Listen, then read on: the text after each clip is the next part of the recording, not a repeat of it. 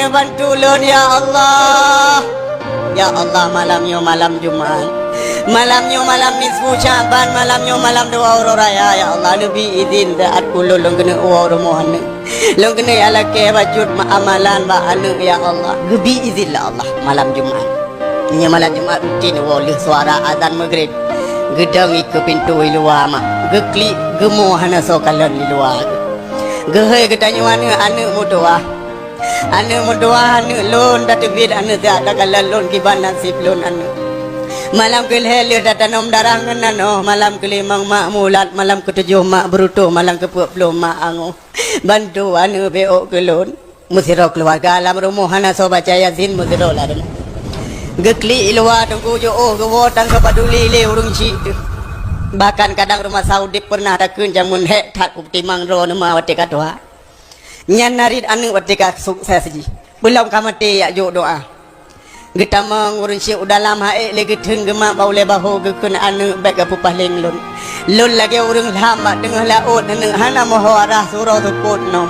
Tapi ini bahan sebelah mangat makmumat bek sabi nom. Artinya giyu buat Yasin tiga, giyu mudoa beok, giyu juk sedekah ke fakir miskin melimah ribe giyu niat ke gaya.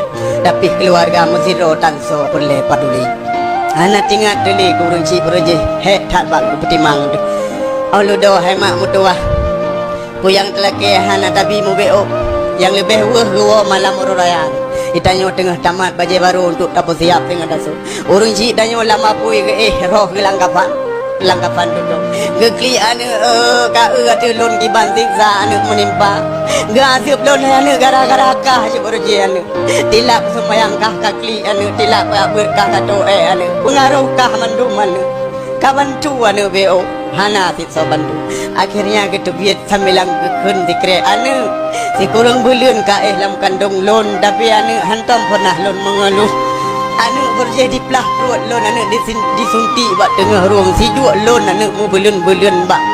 Ku pelahirkan anu de operasi.